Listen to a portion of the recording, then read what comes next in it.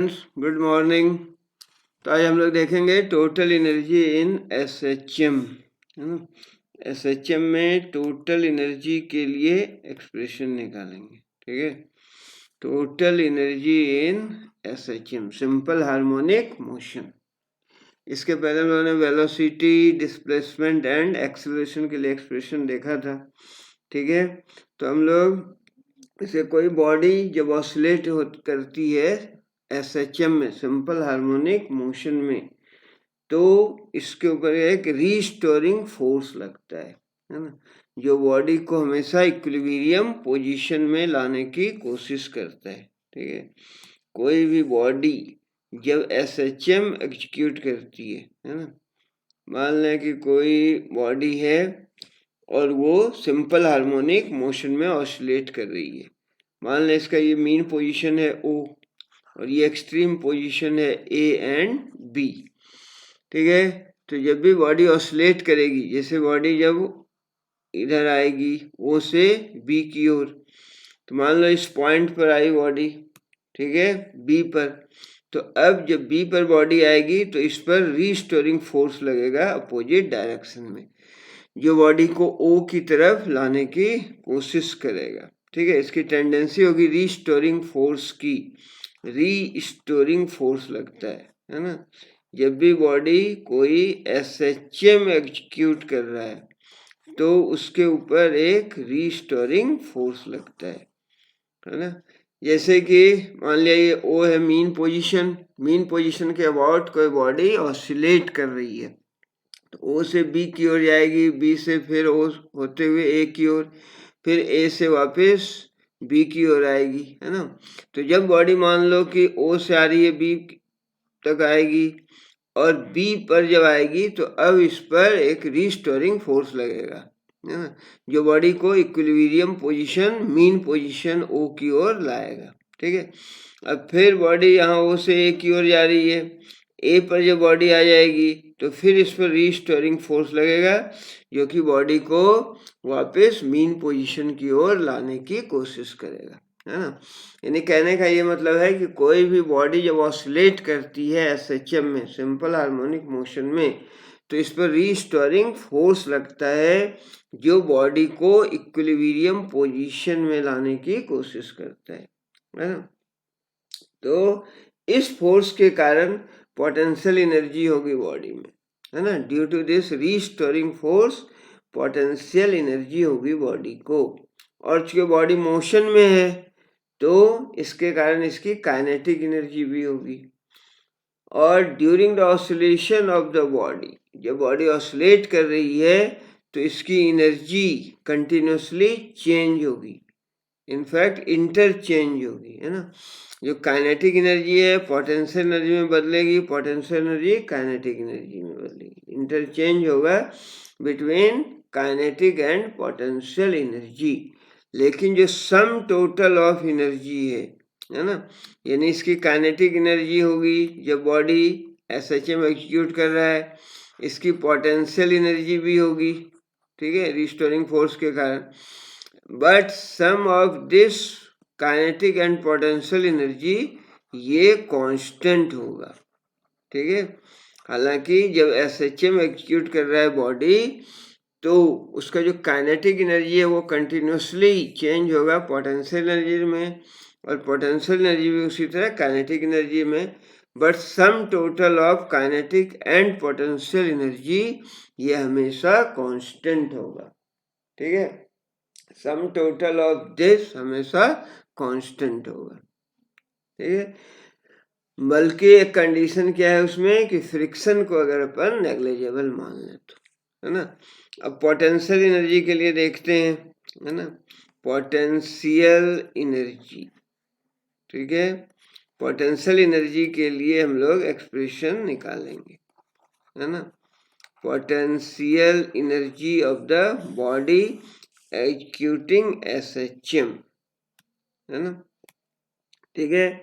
तो मान लिया कि कोई पार्टिकल है जिसका मास है m, कोई पार्टिकल है जिसका मास m है, और वो एसएचएम एग्जीक्यूट कर रहा है, सिंपल हार्मोनिक मोशन में है, और जिसका एम्पलीट्यूड है a, m क्या है, m is the mass of the body and a is the amplitude, a जो है वो बॉडी का एम्पलीट्यूड है, ठीक है। और बॉडी SHM कर रही है एग्जीक्यूट, ठीक है। और इसकी फ्रीक्वेंसी मान लेते हैं कि दैट इज ओमेगा, ओमेगा इसकी कांस्टेंट एंगुलर फ्रीक्वेंसी है, एंगुलर फ्रीक्वेंसी, ठीक है। कोई बॉडी है जिसका मास मान लिया अपन ने क्या m है और उसका एम्पलीट्यूड a है, angular frequency constant angular frequency से वो SHM एग्जीक्यूट कर रहा है। और किसी टाइम t पर जो डिस्प्लेसमेंट है पार्टिकल का वो है y, है ना। किसी टाइम t पर जो पार्टिकल का डिस्प्लेसमेंट है वो है क्या, y। तो y क्या है, y is the displacement of the particle at any instant of time t। y क्या है, y is the displacement of the particle at any instant of time t, है ना। तो यदि इसका एक्सेलरेशन मान लें a, let a is the acceleration of the body, है ना। जनरली एक्सेलरेशन को स्मॉल a से अपन डिनोट करते हैं, लेकिन चूंकि यहाँ पर एम्पलीट्यूड हम लोगों ने लिया, एम्पलीट्यूड को रिप्रेजेंट किया किससे, small a, this one is the amplitude, इसलिए यहाँ एक्सेलरेशन को हम लोग रिप्रेजेंट करेंगे किससे, कैपिटल A से, है ना।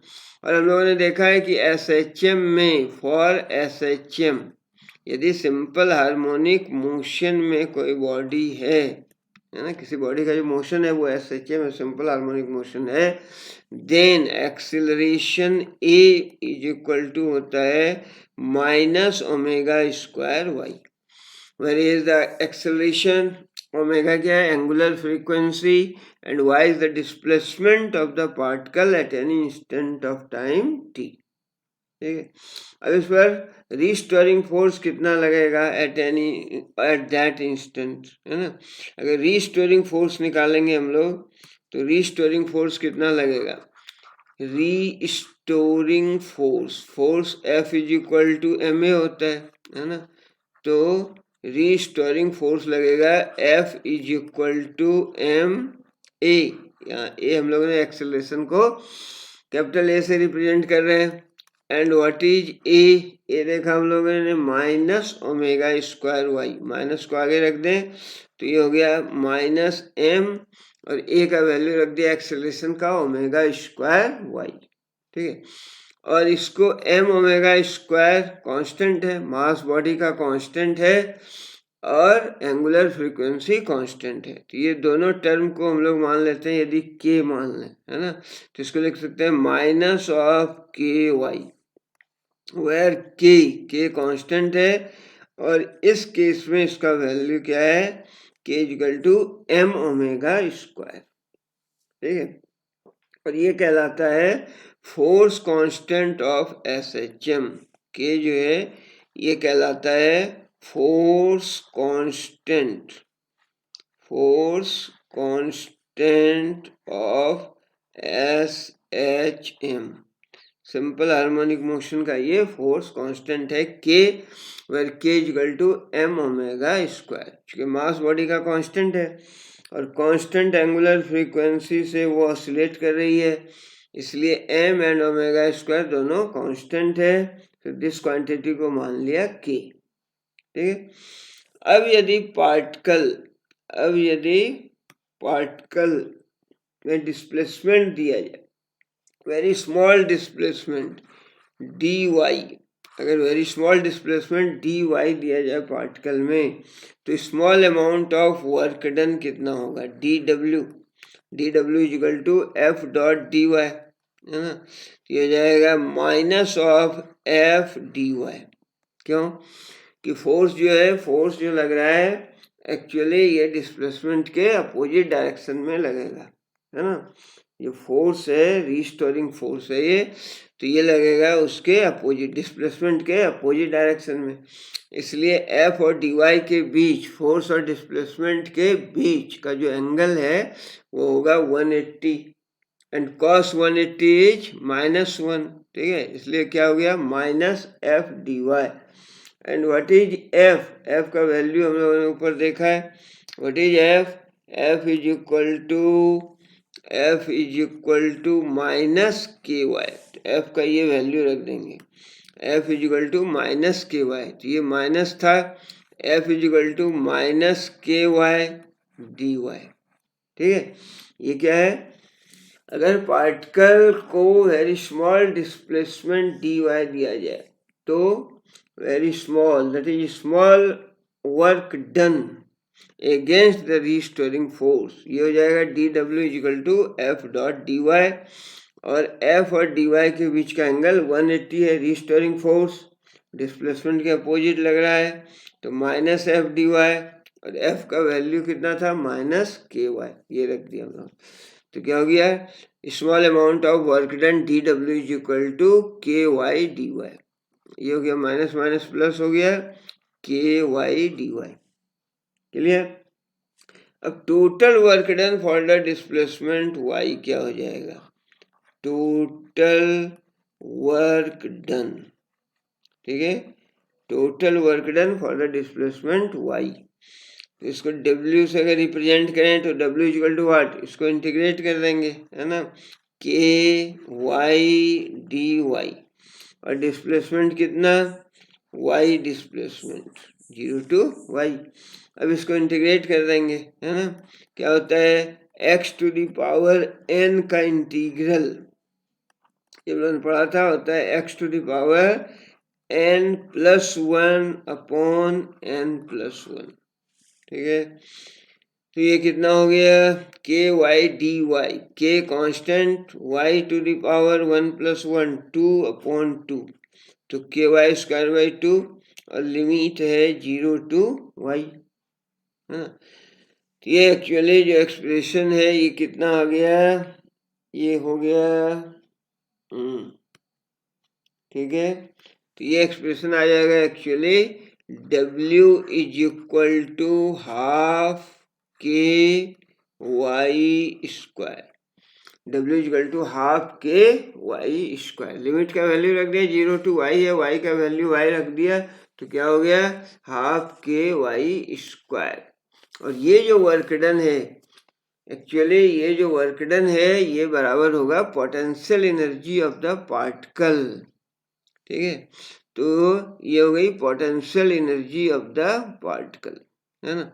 इसको अगर EP से दिखाएं, E for energy, P for potential, potential energy कितनी हो गई EP is equal to half ky²,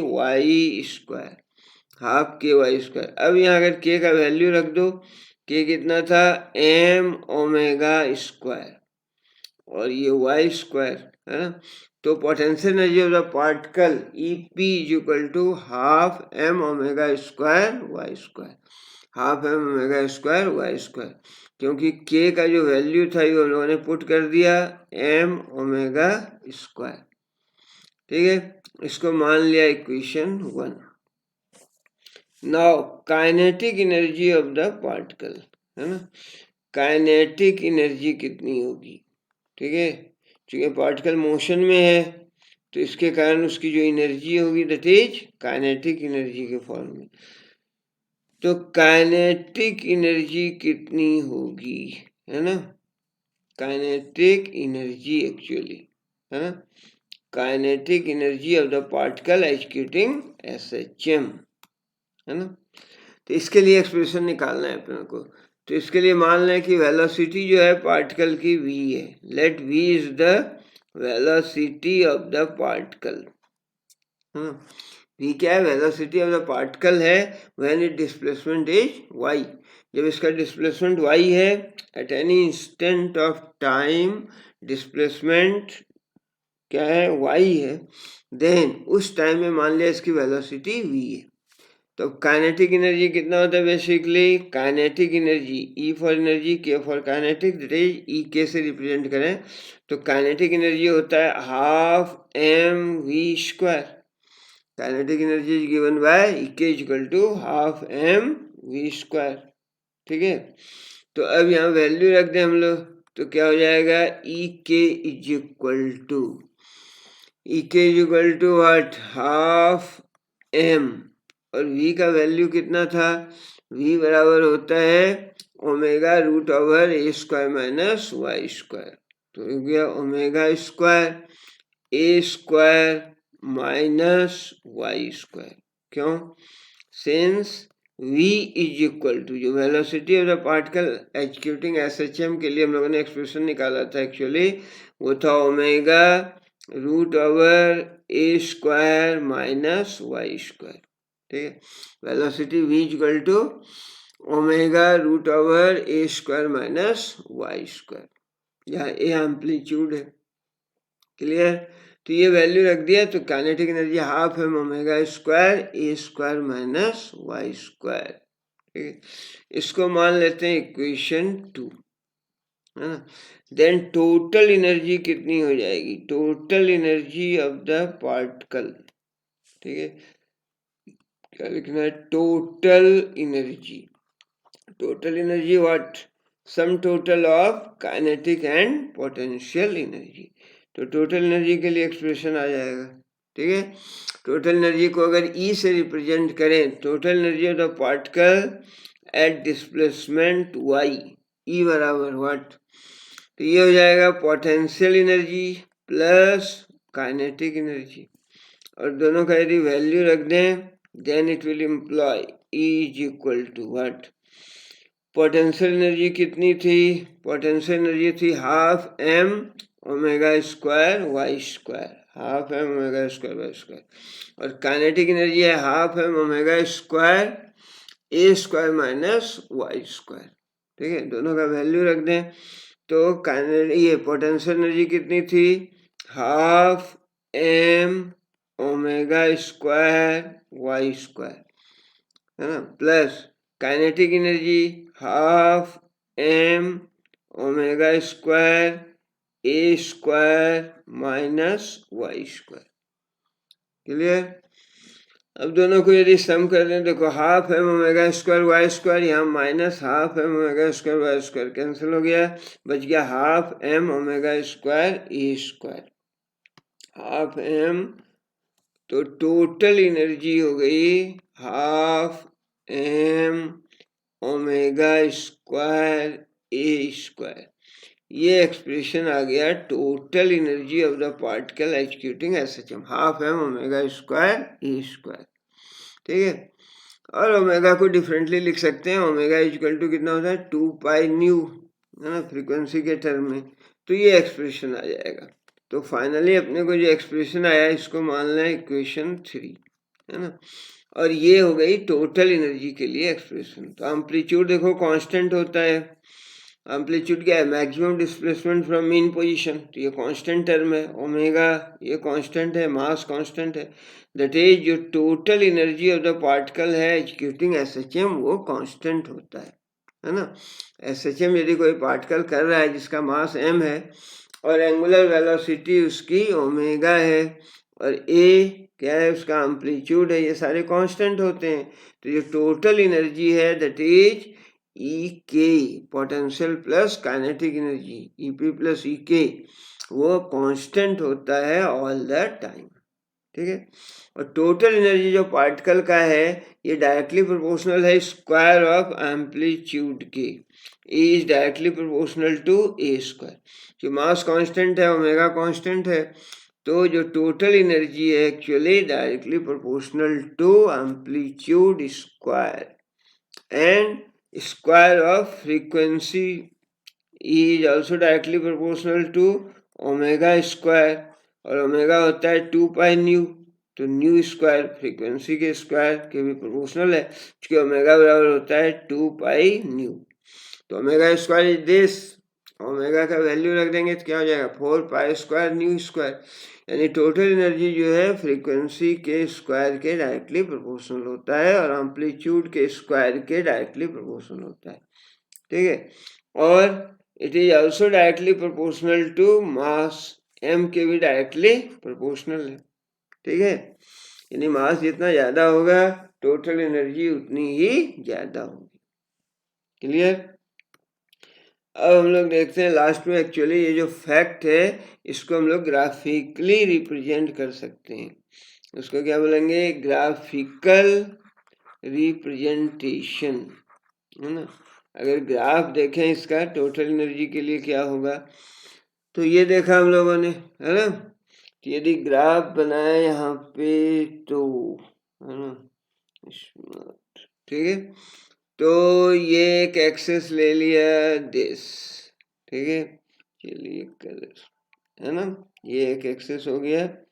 now blue देखते हैं, है ना, ये वाई एक्सिस ले लिया, मान लो एनर्जी का एक्सिस है, then x axis like that, ठीक है, ये हो गया एक्स एक्सिस। और यहाँ एक लाइन खींच लें, ये डॉटेड लाइन है एक्चुअली, नहीं खींची, ये हो गया एक्स एक्सिस के पैरेलल, चलिए ठीक नहीं हो रहा है ना, एक्स एक्सिस के पैरेलल एक लाइन खींच लिए। तो अब हम लोग देखें एक्चुअली ये हो गया, अरे यार पेन ज्यादा बड़ा आ गया, है ना, लाइक दैट, ठीक है ना। तो एक्स एक्सिस एक हो गया, अरे यार ये क्या हो रहा है, कलर, चलिए नाउ थीम, चलिए, तो ये ग्राफिकल रिप्रेजेंटेशन, अरे यार कौन सा पेन सेलेक्ट हो गया है, दिस एक्स एक्सिस और ये वाई एक्सिस, है ना, और यहाँ एक लाइन ले लेते हैं लाइक दैट, ठीक है, और ये जो एक्सिस है एक्चुअली इसको बोले हम लोग ये वाई एक्सिस है ना, और इस साइड में हम लोगों ने ले लिया क्या, एनर्जी, ठीक है, एनर्जी अलोंग वाई एक्सिस, है ना, ग्राफिकल रिप्रेजेंटेशन। जो kinetic energy and potential energy का वेरिएशन है एक्चुअली, जब एसएचएम हो रहा है, पार्टिकल एसएचएम कर रहा है, तो जो काइनेटिक एंड पोटेंशियल एनर्जी है वो इंटरचेंज हो रही है, but sum total of energy always constant होता है ना। जो सम टोटल ऑफ एनर्जी है एक्चुअली वो क्या होगा, वो कांस्टेंट होगा, है ना, sum total of energy is always constant, थोड़ा सा ये ज्यादा दिख रहा है, तो sum total of energy is always constant, है ना। तो यहां से यदि एक ऐसा लेते हैं, थोड़ा कर्व्ड, ठीक है, और इस साइड से लेते हैं ये दिस वन, है ना, ये एक्चुअली स्ट्रेट लाइन हो गया, है ना, तो लाइक दैट,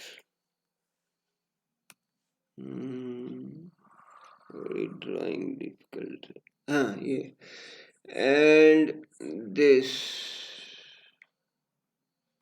ठीक है, तो ये रिप्रेजेंटेशन होगा, है ना, और इसको थोड़ा फाइन करना है, ये, है ना, इस लाइन को डॉटेड लाइन बना देते हैं लाइक दैट, ठीक है, दिस इज डॉटेड लाइन, और ये रिप्रेजेंट कर रहा है एक्चुअली किस एनर्जी को, ये रिप्रेजेंट कर रहा है काइनेटिक एनर्जी को, है ना, दिस वन ये रिप्रेजेंट कर रहा है काइनेटिक एनर्जी को, अरे यार क्या हुआ, तो ये ठीक है, तो ये रिप्रेजेंट, अरे क्या हो रहा है, दिस वन ये है काइनेटिक एनर्जी, ठीक है, एंड दिस वन ये जो सॉलिड वाला है, this one is potential energy, है ना, kinetic energy and potential energy. अब वेरिएशन देखो एक्चुअली क्या होता है, ये है ओ मीन पोजीशन, और ये दो एक्सट्रीम पोजीशन है, यहाँ एम्पलीट्यूड हो गया माइनस से और यहाँ एम्पलीट्यूड हो गया एक्चुअली प्लस से, हाँ, तो ये एक्चुअली ये वेरिएशन बता रहा है कि कैसे kinetic energy and potential energy change होता है। ठीक है, क्या हो रहा है, मीन पोजीशन पर देखें, ये मीन पोजीशन वो है, मीन पोजीशन पर ये डॉटेड लाइन वाला ग्राफ, जो काइनेटिक एनर्जी है वो मैक्सिमम होती है, और एक्सट्रीम पोजीशन पे, एक्सट्रीम पोजीशन पे जहाँ की y बराबर प्लस ए या माइनस ए है, तो एक्सट्रीम पोजीशन पर काइनेटिक एनर्जी जीरो होती है ना। यानी एक्सट्रीम पोजीशन पर पार्टिकल जो क्या होगा, वो रेस्ट में रहेगा, है ना। और यहाँ मीन पोजीशन पर काइनेटिक एनर्जी मैक्सिमम है, तो इवेंचुअली यहाँ जो वेलोसिटी है वो मैक्सिमम होती है, और यहाँ जो वेलोसिटी है वो जीरो होती है ना। एक्सट्रीम पोजीशन पर वेलोसिटी जीरो होगी। उसी तरह पोटेंशियल एनर्जी की बात करें तो एक्सट्रीम पोजीशन पर जो पोटेंशियल एनर्जी है, एक्सट्रीम पोजीशन पर पोटेंशियल एनर्जी क्या है, ये मैक्सिमम है ना। और यहाँ देखो एक्सट्रीम पोजीशन पर मैक्सिमम है, तो यहाँ पोटेंशियल एनर्जी मैक्सिमम होगी, है ना। पोटेंशियल एनर्जी मैक्सिमम होगी, क्यों कि यहाँ y इक्वल टू ए जो डिस्प्लेसमेंट है वो मैक्सिमम है, यहाँ पोटेंशियल एनर्जी मैक्सिमम है। But sum total of this energy is always constant. ये जो स्ट्रेट लाइन दिख रहा है, दिस स्ट्रेट लाइन, ये रिप्रेजेंट करता है sum total of kinetic and potential energy, ये हमेशा कांस्टेंट होता है। ठीक है, तो आज हम लोग इतना ही देखते हैं, है ना। Thank you, have a good day.